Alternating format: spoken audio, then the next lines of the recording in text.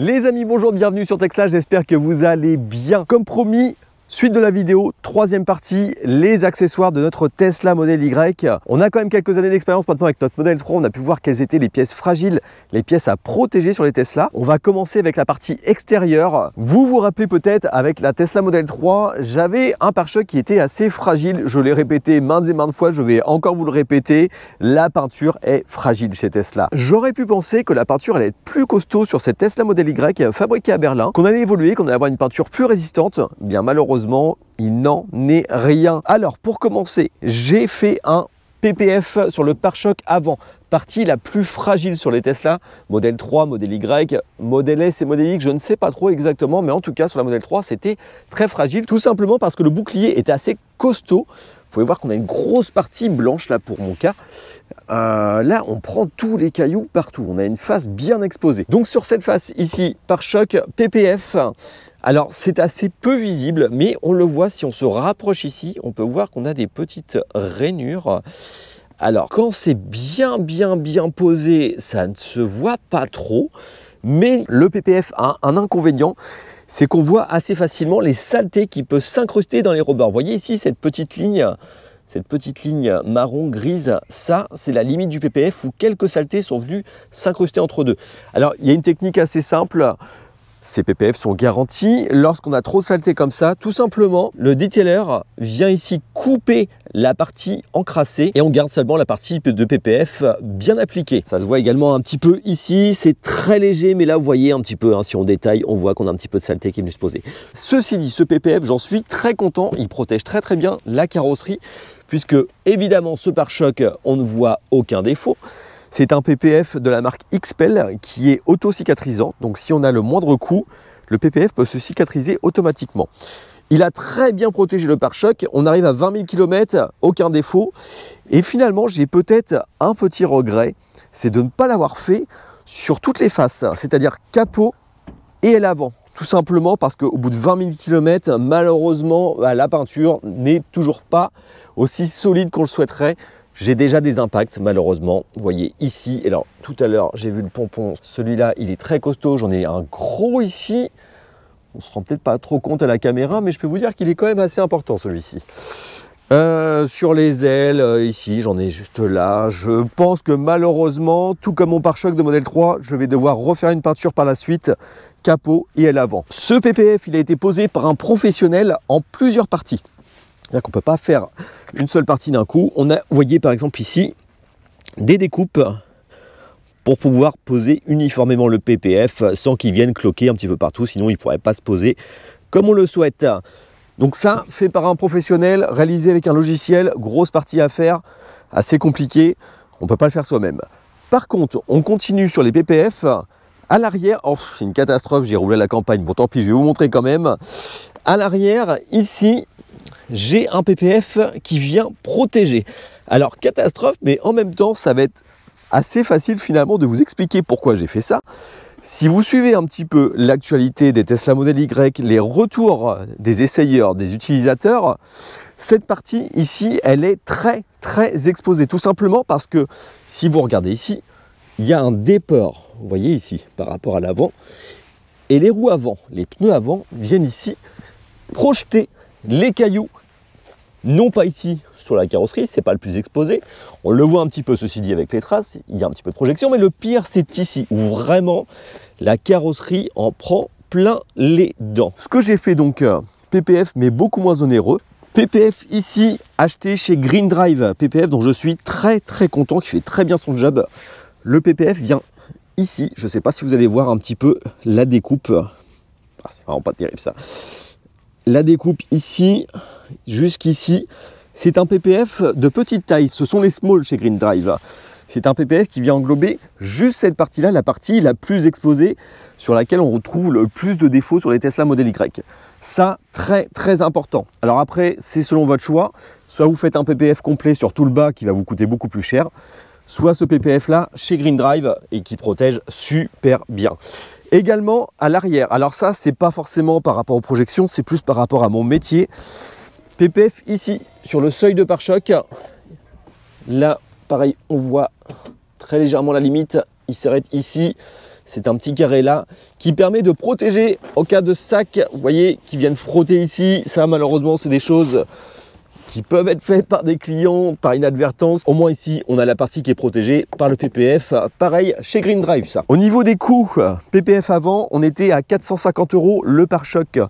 Si je voulais faire pare-choc L, capot, j'en avais pour 1400 €. Au moins, ça permettait de préserver la peinture. Je pense qu'encore une fois, refaire une peinture me coûtera moins cher que de faire un PPF complet. On va voir par la suite, j'attends encore un petit peu, mais on y viendra certainement. Le PPF pour aile arrière m'aura coûté 69,90 € et le PPF pour pare-choc arrière m'aura coûté 39,90 €. Ces derniers PPF, contrairement aux pare-chocs avant, j'ai pu les poser moi-même grâce à l'excellent tuto de notre ami Nicolas Tesla. Je vous invite vraiment à vous y référencier si vous voulez poser vos PPF vous-même. Je les ai posés vraiment sans aucune difficulté. Donc encore une fois, merci Nico. Vous pouvez voir ensuite que j'ai fait du covering. Alors je trouvais que la face avant était un petit peu lourde sur cette Tesla Model Y et je trouve simplement que ce petit bandeau noir ici vient vraiment alléger et rajouter une touche sportive à cette Tesla Model Y Performance. On a une bouche qui vient ici avaler la route. Je trouve ça super sympa, surtout en blanc, ça dénote pas mal. Donc covering juste ici, simplement la lame avant. Je vous prépare très prochainement un sujet complet sur le covering de cette Tesla Model Y fait chez Wrapping from Scratch, chez notre ami David qui bosse super bien. Ne manquez pas ça très prochainement, donc n'hésitez pas à vous abonner pour ne pas manquer la suite des épisodes. On a fait donc la lame de pare-choc, les logos Tesla en noir, noir satin, les rétroviseurs idem noir satin, le logo arrière également en noir satin. On va maintenant passer à l'intérieur. Le tour va être assez rapide, hein. Je vais vraiment passer sur les choses essentielles que j'ai pris dès le départ, les choses qui sont vraiment à protéger comme on a pu voir sur la Tesla Model 3. On a donc à l'intérieur les seuils de porte juste ici. Alors ça pareil, c'est une partie qui est à protéger. Alors c'est pas obligatoire, hein, ça dépend si vous estimez que ces seuils de porte sont vraiment des pièces utilitaires. Ceux de la Model 3 avaient un petit peu souffert. J'ai donc voulu protéger ceux de la Model Y directement. Donc seuil de porte partout ici. Alors qui présente quand même un inconvénient si jamais vous devez les acheter. Je vous mets le lien. Mais alors ces seuils de porte, malheureusement, vous voyez ici, ils ont tendance à se décoller un petit peu. Il va falloir que je continue, comme j'ai fait à l'arrière, de refaire tous les scotch, que je rajoute du double face, puisque le double face qui est fourni d'origine n'est pas forcément assez puissant. Mais ceci dit, je trouve que ça fait bien le job. Ici, pareil, à l'arrière, on protège. Normalement, ici, on a de la moquette. On a le seuil de porte ici, normalement en plastique, qui ici est recouvert par cette protection en caoutchouc, qui fait très bien le boulot dans notre métier de taxi, encore une fois, où les passages sont très récurrents. Et un must-have, on continue dans la lignée. Pour moi, ça c'est essentiel. Je vous en ai fait part plusieurs fois dans mes anciennes vidéos sur les bilans de la Model 3. Les bas de porte ici sont très fragiles. Donc ce que j'ai fait, j'ai acheté des protections en simili-cuir qui, vous voyez, font très bien le boulot également, puisqu'on voit à peine que c'est du rajout. Si on regarde bien là, on voit la démarcation. Mais ça se voit à peine, on pourrait presque penser que c'est de l'origine. Et ça, vraiment, ça protège super bien. C'est de l'autocollant, c'est de l'adhésif. Si ça fatigue, eh ben, on décolle, on en remet une partie et on est reparti pour 100 000, 200 000 km. On est parti pour un petit moment. Ça, c'est vraiment un must-have, je vous le conseille vraiment. J'en ai mis, ceci dit, uniquement à l'arrière. Donc des deux côtés, là, vous voyez, un petit coup, là, justement. On voit que ça sert à quelque chose, je nettoierai ça. Mais par contre, à l'avant, j'en ai pas mis puisque au niveau des ouvertures, on a la place. Comme je vous l'ai déjà démontré, ici à l'avant, bon, on peut passer facilement la jambe. Bon là, le fait que la jambe vienne frotter ici, au moins cette protection, elle protège le seuil de porte.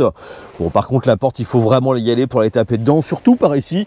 De ce côté-là, il faut vraiment y aller. Par contre, à l'arrière, effectivement, ce seuil de porte, il fait bien l'affaire puisque, comme je vous l'ai montré encore une fois, je ne sais combien de fois, ici, la plupart des clients, lorsqu'ils viennent passer les jambes, paf, ils tapent dans la porte. Là, cette protection indispensable. Petit accessoire que j'aime beaucoup, que j'ai découvert sur le tard, ces sièges à l'arrière. Malheureusement, ils sont en plastique à la base. Chose que je n'aime pas trop. D'ailleurs, je trouve que ça fait un peu plastoc, hein, on peut pas dire ça autrement. Ça fait pas forcément super bien fini d'avoir des dossiers de sièges en plastique. Et j'ai investi tout simplement dans ces protections. Idem en simili-cuir. Alors ça, c'est pareil, je vous fournis le lien parce que vraiment, j'en suis hyper satisfait.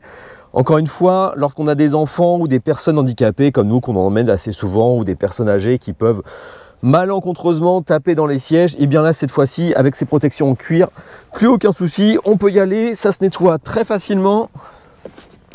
Ça se nettoie très facilement et ça s'applique vraiment tout aussi facilement. Il y a juste à la glisser derrière ce dossier ici, vous voyez, absolument partout.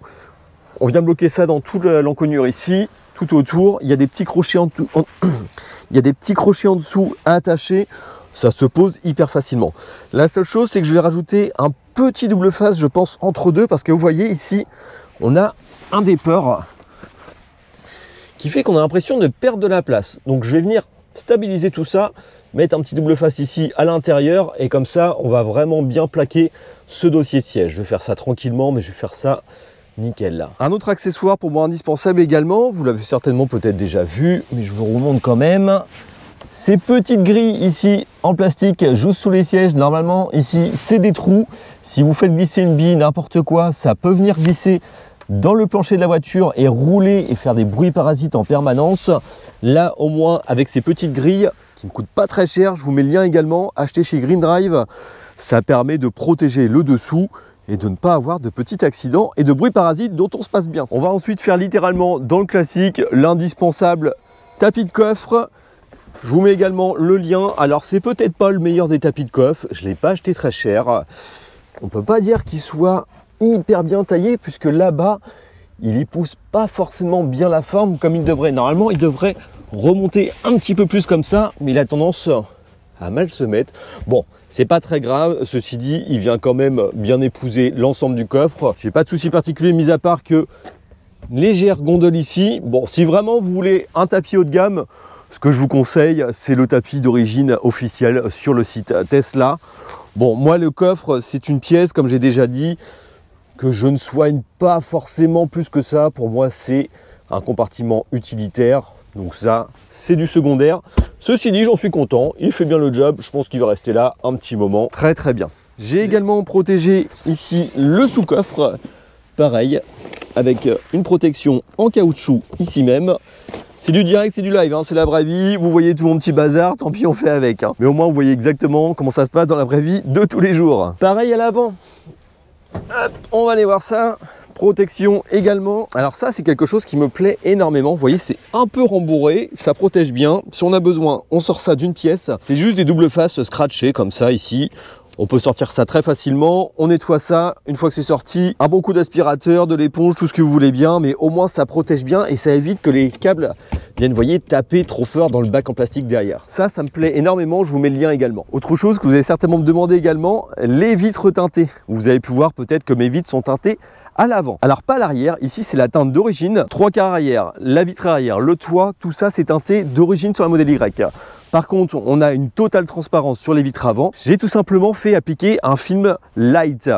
Chez la plupart des poseurs, vous avez plusieurs appellations. Alors ça va du light au médium plus, au sombre et ainsi de suite. Là, on est sur du light. L'avantage, c'est qu'on voit au travers le conducteur. On voit parfaitement. Alors ne me demandez pas la correspondance en pourcent, je sais que vous allez être nombreux à me demander, je ne veux pas connaître la correspondance en pourcent. Tout ce que je sais, c'est que j'utilise ces films teintés depuis 4 ans maintenant, et que depuis 4 ans, je suis passé plusieurs fois devant la police au contrôle technique. Tout est toujours passé, puisque du moment où l'on voit le conducteur à travers, ça ne pose absolument aucun souci.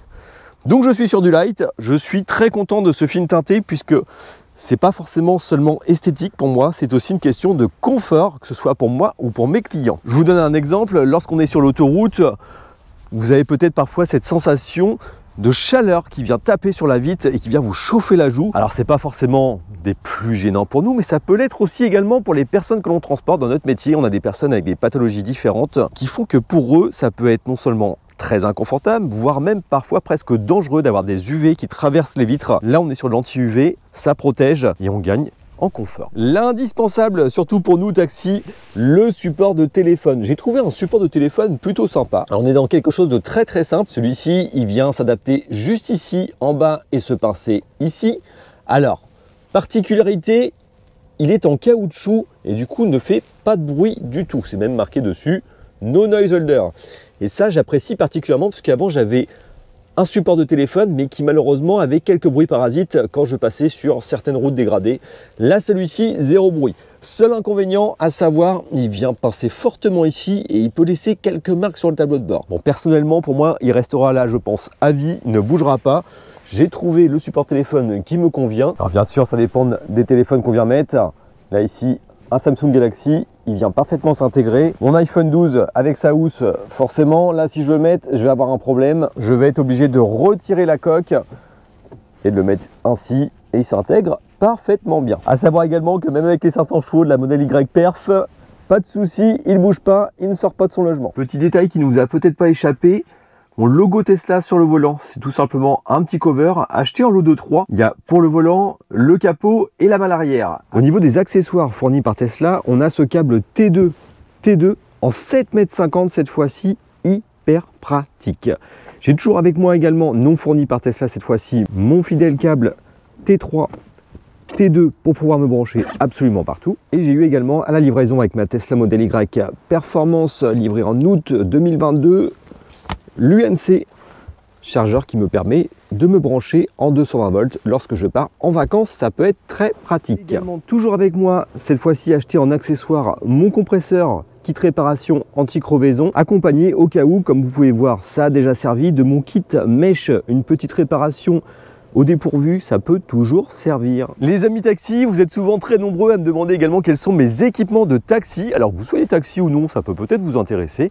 Je vous fais un petit tour. Bref, mon lumineux ATA AirJow, assez aérodynamique que je conseille très largement, puisque tout simplement c'est l'un des lumineux qui consomme le moins. Il faut savoir qu'il est très important d'avoir un dispositif matériel qui consomme très peu sur une voiture électrique, puisque que ce soit sur la Tesla ou certainement d'autres véhicules électriques, la batterie des accessoires est parfois un peu plus faible que la batterie des voitures thermiques. On est sur une batterie 12 volts qui ne supporte pas trop qu'on vienne la titiller, surtout si la voiture est à l'arrêt. Et donc ces équipements peuvent parfois pousser les batteries à bout jusqu'à les vider totalement. Il n'a pas été rare d'avoir des collègues qui se retrouvent avec une voiture en panne, tout simplement parce que plus de batterie 12 volts. Donc l'équipement taxi est très important. Donc lumineux ATA AirJow, et à l'intérieur, au niveau du taximètre, j'ai le ATA RW dont je suis très content. On appuie ici pour le lancer, le tarif se lance, on change les tarifs juste ici avec la petite molette.